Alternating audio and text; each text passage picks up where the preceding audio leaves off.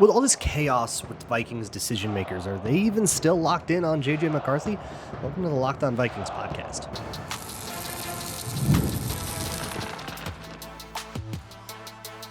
You are Locked On Vikings, your daily Minnesota Vikings podcast, part of the Locked On Podcast Network, your team every day. What's going on, everybody? Welcome to the Locked On Vikings podcast, where we're always trying to learn something new. It's part of the Locked On Podcast Network, the #1 sports podcasting network. Today's episode is brought to you by FanDuel. The winter games are on, and there's no better way to follow them than with a bet on FanDuel. FanDuel, play your game. Today is Town Hall Tuesday. That means I'm answering your questions as submitted to me via the Google Doc in the show notes. If you ever have a question for me, you can shoot it to me there. First question I'm going to answer comes from Dang, who asks, what do you think the odds are that they just go into next season with JJ as the presumed starter, but with a better backup QB plan this time, and it's sink or swim? He either becomes something resembling a starter by the end of the season, or he's discarded, and we try again in 2027, either via the draft or a better free agent option. So I think the answer to this question, it's hard, right? There's always been like a tendency toward the status quo in Minnesota. This is a Wilf thing. They want to stay with the momentum that they have. They believe in continuity. They've always wanted to be stable, and this status quo is part of that. So there's always this kind of benefit of the doubt on the status quo. And JJ McCarthy is the status quo. He was the starter last year. He's still in the building. But I think O'Connell needs to make this decision because he has pretty much unilateral power to make it. He needs to make this decision with his own best interests in mind. And it depends on his belief, right? If he still thinks, hey, JJ McCarthy, he's just got to learn a little more. He's young. We're going to get him right. He's going to be great. We're going to look good. That's the best case scenario for the Vikings. And so is he going to chase the best case scenario and say, let's just try to teach this kid what we got to teach him?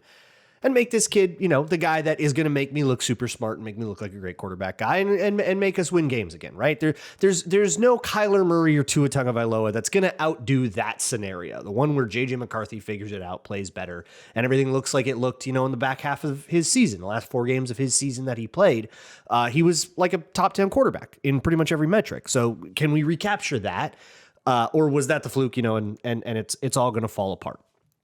And I think they need to whatever veteran they bring in, it's there's a bunch of different angles to it. And Ian Rappaport even kind of spilled the beans on all of it. They want to just bolster that room in general, right? Have somebody you can turn to if McCarthy shows up totally frazzled, can't handle any of this, his brain is totally out of it, and say, all right, you know what? We tried it. Get out there, Kirk Cousins or whatever, talked about it out in yesterday's show. Get out there, Geno Smith, whatever it is. But again, I think about that from Kevin O'Connell's perspective.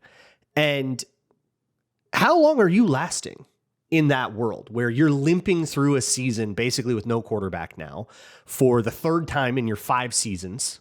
With a couple of them it was due to injury, but now you're cycling through scrambling quarterback options now for the 3rd time in your 5 seasons. And you're supposed to be the guy that creates stability at quarterback. Now, you can't do anything about injury, but you should have been able to do something about this. And then you go into 2027 on the hottest of hot seats if it doesn't work out, right? Now you've been out of the playoffs twice in a row. Your owner spent way too much money for this to be the case. They fired the GM, but the problems didn't get better. I don't even know if you survived that season. And if you do, your butt is scalding. Going into 2027 and bringing in a Geno Smith ain't going to save you from that. So what are the odds? I have no earthly idea. I don't know who's in charge. I don't know who the decision maker is or what their tendencies are or what their priorities are.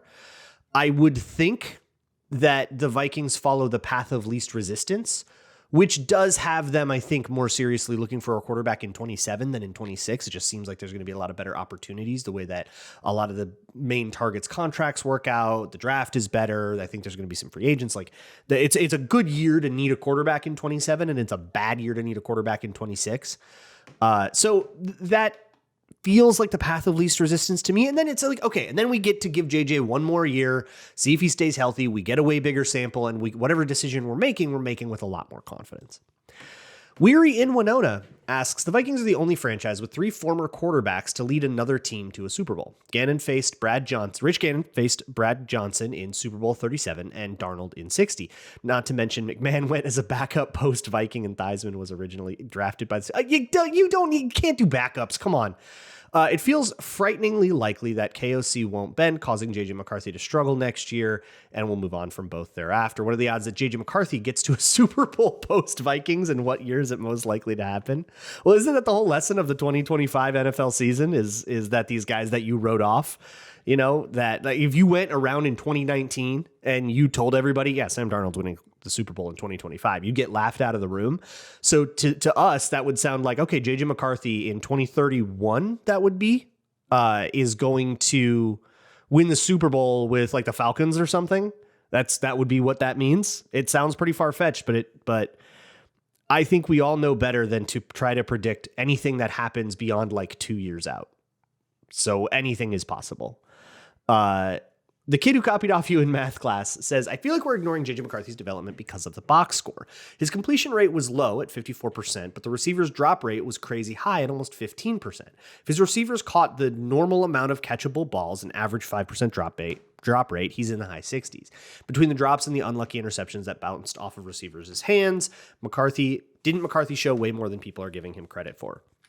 Yeah, I don't think he deserves the absolute tidal wave of like clowning that he has gotten. I don't think so. I think that's insane. I mean, I've been fairly harsh here because it was pretty bad even after considering all that stuff. The stuff you talked about is why I never cite completion percentage. You will not see me saying 54% completion percentage. I'll cite some more adjusted metrics that like adjust for that stuff. There's like a true passing yards kind of thing that like PFF does that takes drops out of the equation and throwaways and batted balls and stuff. They do that for a lot of their stats. And I think the one critique that I've gotten on this show that I think is a fair one is that like I've used EPA too much as a quarterback stat when it's a whole offense stat, which I think is you're driving at that same point. I probably shouldn't do it, but like the offense was bad. It was better with Carson Wentz, and that's just kind of really damning. Like, it was a bad year. He showed a lot of good stuff over the course of that. And I went over it in a ton of detail on Patreon, patreon.com/LukeBraunNFL. If you want to see that, like, the real, like, let's sit down, watch him, and stop trying to just crack jokes and actually try to figure out what this guy does well and what this guy does poorly with a totally fresh mind. That's what I tried to do in those videos. Watch the ones from the games you feel are the worst. The Ravens game, the game at Lambeau, they were rough, but there's also moments in all over the place that are pretty nice. Then go watch the one from the Commanders and the Cowboys game. Watch those 4, you get the gamut. So yeah, there is something here. I really don't want people to look at the statistical thing and think, well, that's going to be the worst quarterback of all time just because he got off on this horrible pace that already has started to turn around and bounce back. He crossed 1,000 dropbacks since high school on Sunday Night Football against the Cowboys. 1,000 dropbacks since high school. All but 2 of the 2024 first rounders crossed that threshold in college. So remember that this kid is young, very inexperienced, and I think a lot of the issues that he showed were related to inexperience, not just like innate badness. But I don't know, he made a cringe face in the locker room after a win, so I guess he's photoshopped forever.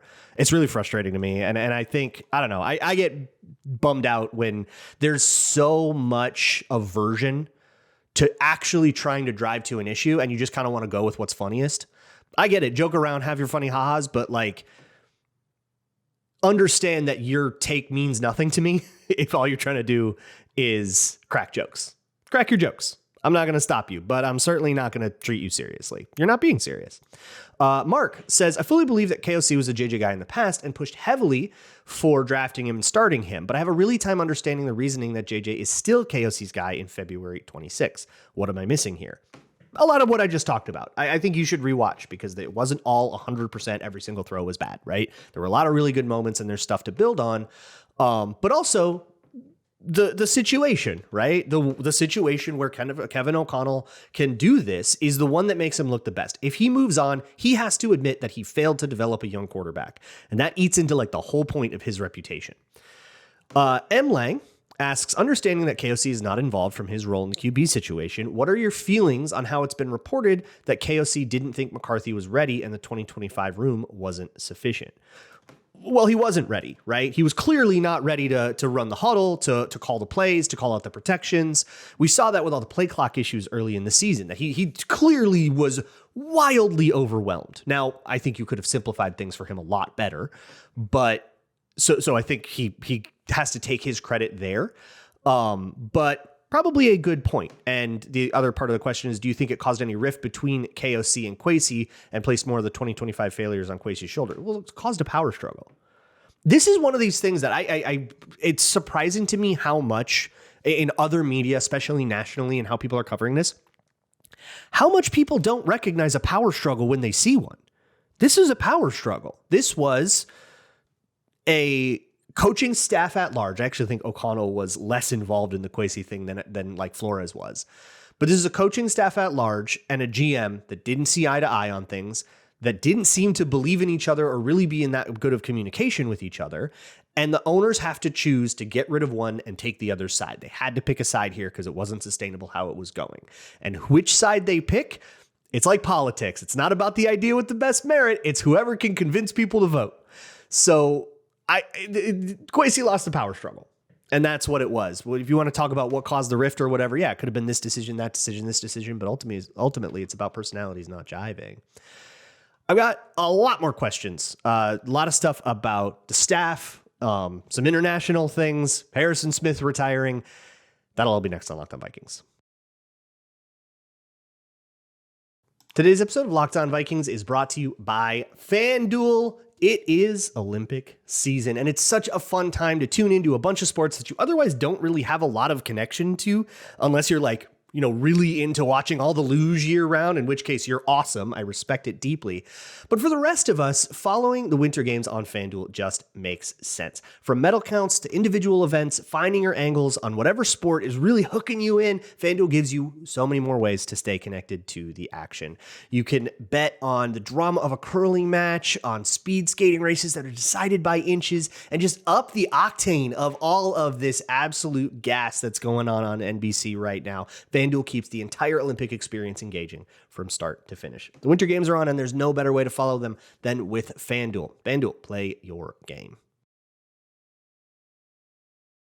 Thanks so much for making Locked On Vikings your first listen of the day. If you're an everydayer and you want to listen ad-free to Locked On Vikings, you can with the Locked On Everydayer Club. For $5 a month or $50 for a whole year, you can get interruption-free Locked On Vikings episodes and access to a special Discord server where all the Locked On hosts are cutting it up all the time, and much more. You can find that at lockedonvikings.supercast.com.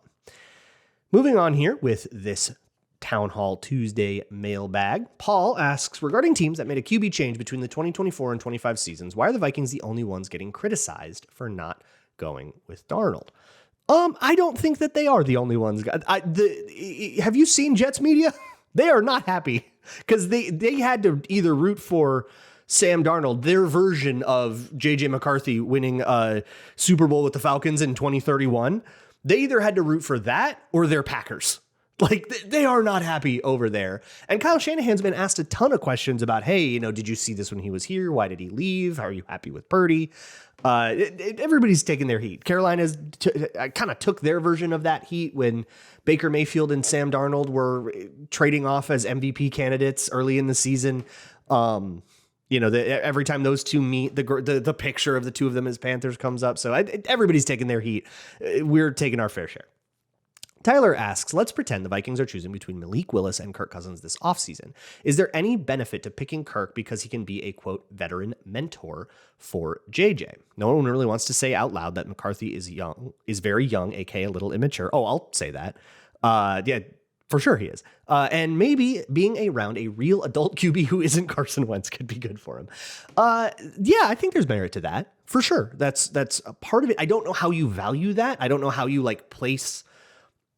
put that into the equation that makes the decision. I don't know how much weight you want to put on that. It's probably very subjective, and I'm sure there's a room of people that will argue about it deep into the night. But that's definitely part of it. And I think you could argue, Malik Willis has played 3 games. You can make all kinds of arguments about the merits of those two quarterbacks too. Camilla from Brazil asks, what are the odds of Dolphins at Vikings in Rio? So the Rio game this year is Cowboys, and the Vikings don't play the Cowboys. So none of that. But Dolphins at Vikings, well, at Vikings, no. So the way it seems like these international games work is if it's a Vikings home game, it's London. It's probably Tottenham. If it's a Vikings away game, then they will go to where that team's like home base is in the international world. So if it would be like Vikings at Eagles in Brazil, or in Rio, that's where, so it would be Vikings at Dolphins maybe. So it would have to be like one of the games you play at Dolphins. It would be, they just did that. They just went to Miami in 2020. So it'd have to be like 2030 would be the next time that they go play at Miami, unless it's that weird like 17th game rotation or something. So what are the odds? Pretty low. You're going to have to wait and sweat it out quite a bit, but I'm sure, law of averages eventually will get everywhere. Ufda22 asks, do GMs fail organizations or do organizations fail GMs? This quote is really hurting Kevin, isn't it? I see the three buckets that led to Kwesi not succeeding. Bad fit because he wasn't a strong leader, bad support from the fellow front office staffers, and bad support from the owners. Your thoughts? I guess this is a philosophical thing.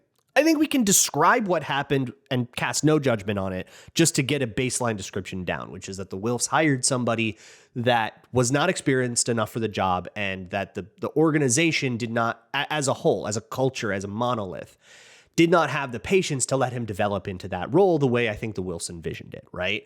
So is that Kwesi's fault for being too young? Is that the Wilfs' fault for hiring somebody too young and having a bad understanding of their organization? Personally, I think the latter is a much easier case to make. Or is it the staff's fault for not buying into the leader that they were given? Should they have given him more of a chance, right? Like, then you get to this subjective thing that I don't really need to like dive into. And that's why I don't like the blame pie heuristic that we do. Oh, it's 50% this guy's fault, 25% this fault. To be honest, you're all making up numbers, okay? I don't believe anybody's doing this on like a real matrix, okay? You're making up arbitrary vibe numbers, and I don't need to waste your time with that. But ultimately, the buck stops to me with the highest decision maker, and in this case, it's the owners. Just like a bad play call, the buck stops with the play calling head coach, right? Not necessarily if the quarterback is bad. Some of that's on the quarterback. Some of that's on the team that built a plan for this quarterback that clearly was inadequate in terms of developing him. And we're very confident in that plan. Like, you got egg on your face, right? But blaming one thing doesn't mean you're absolving everybody else that could possibly be to blame. And I wish people could kind of like slow down and take a breath and see that.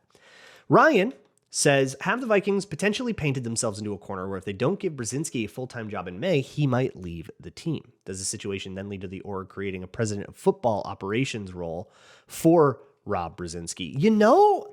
Yeah, like a kind of a fake promotion, because they brought in Matt Thomas too. So they have kind of painted themselves into a weird spot, but I don't think it's a hard one to wriggle out of. Like, you have the solution right there in front of you. And there's also the chance that Brzezinski does not want this GM job. He has deflected away interview requests before. Ben Gessling reported that. And like, he's deflected, not I'm waiting for the right time. It's I'm not interested in that. I've got this cap role. I like what I do here. I'm good at this. I don't want the whole thing. So you could argue that he's doing this as a favor to the Wilfs. Says, oh, okay, I'll do what I need to do for the org right now, but I don't want this job permanent. I don't even know if he wants it.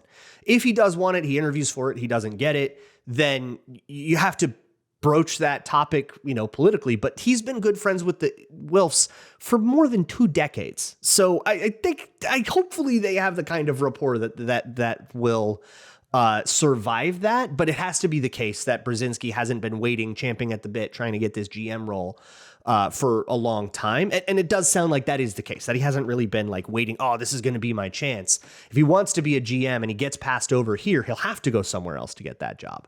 But if you don't want him to settle back into a demotion or have it feel weird, yeah, you give him some fake title and you have him do the same stuff. And then Matt Thomas is his name, right? This longtime Seattle cap guy takes Brzezinski's job, and then you have some kind of harmonious structure that you can figure out from there that we don't have to cover in a lot of detail.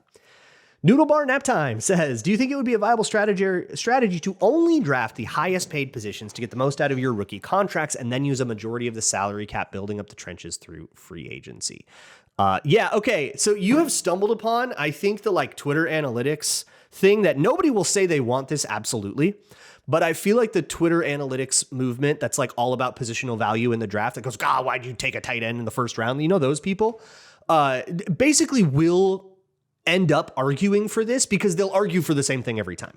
They'll never be like, this was the time to take a running back in the first round, you know? So they will argue against taking low value positions blanketly, like with an absolute attitude toward it. The problem is, if you really committed to that ahead of time, you would really reduce your pool of talent, right? If you say, hey, you know, Adrian Peterson's on the board, but he's a running back, I can't take him. You're missing out on talent. And it is a lot harder to get good talent if you are dealing with a more limited pool. Less people is just going to have less chances for you to hit, less good talent for you to find. Restricting yourself in the draft is the last thing you want to do. The way to be successful in the draft, you want to see the most successful, like Philly, right? Or honestly, the last few years of Seattle, the Ravens, like I'm talking over the decades, right? These teams that consistently find their way through the draft pretty well are always flexible. They're willing to trade up, trade down, be opportunistic. They don't go in with anything like that. So, hey, if the best player on the board is Tyler Warren, take Tyler Warren. I don't care that he's a tight end. If it's Caleb Downs this year, take him. Or how about one that's going to sing real loud to everybody? If Kyle Hamilton's on the board, just take Kyle Hamilton. Don't care that it's a safety and that the like war number that somebody tweeted out 10 years ago tells you not to draft it. Just take the dude. He's Kyle Hamilton. JJ Believer asks, with NFL deciding Ian Cunningham doesn't net the Bears comp picks because Matt Ryan is the final decision maker in the org, does that mean the Vikings could hire him out of his Atlanta contract as a promotion to their top role? True. Do it. A coup in Atlanta. Yeah. So Matt Ryan is functionally the GM, considered for like Rooney Rule purposes, and for purposes of like being able to block stuff. Yeah, I guess if Ian Cunningham gets a decision-making role, it's like taking like Wes Phillips interviewing for a play-calling OC role. The Vikings wouldn't be able to block it. It seems like it's the same thing here. So yeah, let's do it. Let's get weird. All right, I got a few more questions. They'll be next on Locked On Vikings. This episode is brought to you by TurboTax. Tax season does not have to be something that looms over you like the shadow, like the specter of doom. This year, TurboTax is going to make it a lot easier than ever to just hand things off and move on with your day. With TurboTax Full Service, you can have your taxes done for you by a trusted local expert, start to finish, without the stress or the guesswork. Instead of spending hours trying to figure out forms, you can meet with a local TurboTax expert in person, or if you rather, connect online. And they'll handle everything from W-2s to self-employed forms and work to get you every possible deduction that they can. You can upload your documents, go about your day, and if you want to know what's going on, you can get updates right in the TurboTax app from the human that is working on them and stay in communication as much as you want. Or you can sit back, have a daiquiri, and say, I'm not doing it this year, and have somebody do it for you. For a limited time, you can have your taxes done by a local TurboTax expert for just $150 all in. If a TurboTax expert didn't file for you last year, just file by February 28th. To get that. Take taxes off your plate and get back to your life. Visit turbotax.com/local and book your appointment today. Moving on with the Locked On Vikings podcast. Got a few more questions here to wrap out this Town Hall Tuesday. The next one comes from Beef, who says, you frequently said the Vikings didn't seem to know what they were doing this year. Players were signed but not playing, like Hargrave. Is it reasonable to think this could be a sign of the problems between Kwesi and the coaches, and more specifically Flores? I think this is a good theory. I can't say for sure that it was, Kwesi and Flores, or if it was some, pro scout that really liked Hargrave and Marcus Dixon, who didn't think Hargrave was as good, or maybe it was between Marcus Dixon and Flores, and maybe that's why Marcus Dixon didn't re-up his contract. Like, there's all kinds of things we could unhealthily speculate on, and let's not do that. Instead, we can just say it was between somebody. But I don't know of an explanation that makes more sense for Hargrave specifically, who in 4 separate games this year against extremely different kinds of offenses, run heavy, pass heavy, was relegated to like a 25% role, like fully rotational. He's there with Levi Drake Rodriguez. And he actually, snaps wise, he bounced around with Levi Drake Rodriguez. Those two were basically the twos, and Jalen Redmond and Jonathan Allen were the ones, if you just look at snap counts. But of course, that doesn't match the money, and that doesn't match how things started the season. But around the self-scout, they made some changes, right? And the way that the inconsistency with which that happens, where you go, you're out of here. No, you're actually back in here. No, you're out of here. No, you're back in here. We saw that with Theo Jackson. We saw that with Ivan Pace. And it wasn't just rotation. It wasn't just Flores saying, let's keep everybody fresh. I've got this weird personnel package. It was the same personnel packages, but with different people plugged into the same roles back and forth in long-term ways that spanned across different offensive schemes that they were matching up against. And the only way to me that happens that is explainable, that isn't just somebody waffling, which I don't think is the case, is that you have multiple people that have an idea of what's supposed to happen, and it becomes a power struggle. Who gets to make the decision? Who is in the room that gets to be the final voice? It's the most convincing person. Well, 1 week, the most convincing person might have been Marcus Dixon. And then maybe his idea didn't work out. So the next week, Brian Flores got to be the most convincing person. And then maybe at some point, somebody above all of them pulled rank and said, no, do this. And maybe that's somebody in the front office. Maybe that was Kevin O'Connell, right? Can't know unless you're in the room. But the case remains that there is a ton of disagreement in this building. And now there is not an agreed upon figurehead outside of Rob Brzezinski, who, according to Kevin Seifert's reporting, is basically just going to be a mouthpiece for, do the Wilfs approve or disapprove this? And that doesn't sound like somebody's going to be that involved with like the day-to-day minutia, the smaller decisions about all this. So this is going to be an offseason to me where, until I see otherwise, the Vikings are going to go forward without much of a vision with a bunch of people bickering in rooms about what to do. And that's a great way to have a totally discombobulated offseason that gets you a team with a bunch of pieces that don't necessarily fit together. I hope I'm wrong, but that's what I fear. Thomas Zeppelin asks, KOC and Flores cahooted into getting Kwesi Adolfo-Mensah fired with their in-season decision. It's the only way to make sense of those decisions. What are your thoughts? Change my mind. Yeah, no, that's Flores tanking a season to get a guy fired. Google that. Ryder says, do you think Brian Flores interviewing with the Commanders was more about his relationship with Kwesi Adolfo-Mensah than about the money? Doesn't have to be an either or. It's probably a lot about both. We know that he had reservations about the front office. That could just be that he was in a meeting and he said, hey, I don't know if this team's going in the right direction, and therefore I have this hesitation. Please give me more money. And I'm going to go take this interview about it. Please give me more money. Like, those two things are very related. So I don't think it actually makes a lot of sense to separate them. It's a very emphatic both. Gimpy says, why haven't we seen more coaching moves like firings on the offense? I feel strongly about the need to move on from Josh McCown because he's holding JJ back. It's now clear that it wasn't Josh who helped Sam Darnold and JJ was trash. Is there not good replacements out there? Have teams been waiting for the Super Bowl to be over? So this is a great question. And there's been some grapevine whispering and some less grapevine-y whispering from, and some actual reporting out there. So I'm not going to try not to blow up anybody's spot on that. And so I'll be very vague so that I'm not getting anybody in trouble and I'm not misrepresenting anybody's real reporting on accident, because I'd be very fearful of that. The answer is that Kevin O'Connell's staff is all so replaceable that it's not worth the effort. That is the vibe that I get, that O'Connell is judge, jury, and executioner, and that all of these decisions really do start and end with him. And Wes Phillips you can get a different guy to go do Wes Phillips's job, and that it wouldn't change much. That's the idea that I am getting, which is kind of why I've soured on O'Connell a little bit more, because that offense was bad, and it seems like the lion's share of the blame is on him and him alone, and everybody else's support staff. But nothing material changes while the head coach is still in place, and he just has to figure it out and fix it. That needs to be a humbling process. I worry that he has not been humbled in that way based on some of the press conferences. Have been a lot less self-reflective than I wanted.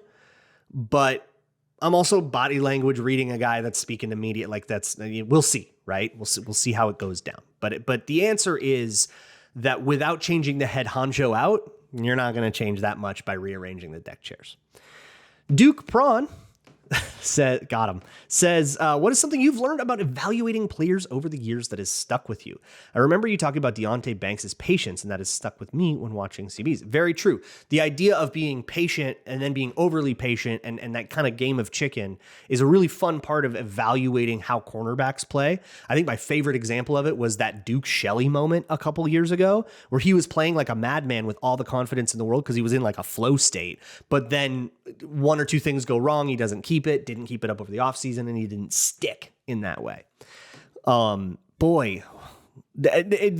answer to this is a bajillion million things. It's got to be the quarterback stuff, though. When I did the 2024 quarterback cycle, I wrote 6 pieces at wide left, one for each of the first round quarterbacks, all about different traits of quarterbacking that they embodied. They weren't scouting reports. They were like, hey, JJ McCarthy's got a deep ball thing. Let's talk about what a deep ball should look like.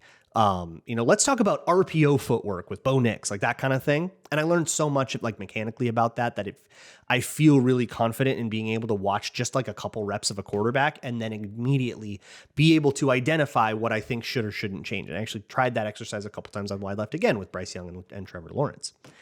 Final question comes from a yacht sinking orca who asks, do you think there is still hope for Kevin O'Connell to win a Super Bowl? What have you seen from him that gives you hope for the future? And what have you seen that makes you question if he's the right guy? Look, I've talked about O'Connell a lot over all of these shows. I won't rehash a lot of that. But what I will say, do you think there is still hope? The way you have worded this, of course there is. There's always hope. The Patriots went 4-13 2 years in a row, and they just played in the Super Bowl. The Panthers were laughing stocks 18 months ago. They won their division. Yeah, at 8-9, but they made it to the playoffs. They had at least a respectable season, and one that, because the rest of their division was bad, ended up giving them a playoff game at home. Turnarounds happen so quick in the NFL, and somebody that is on the hot seat can have a good year and totally fan the flames away all the time.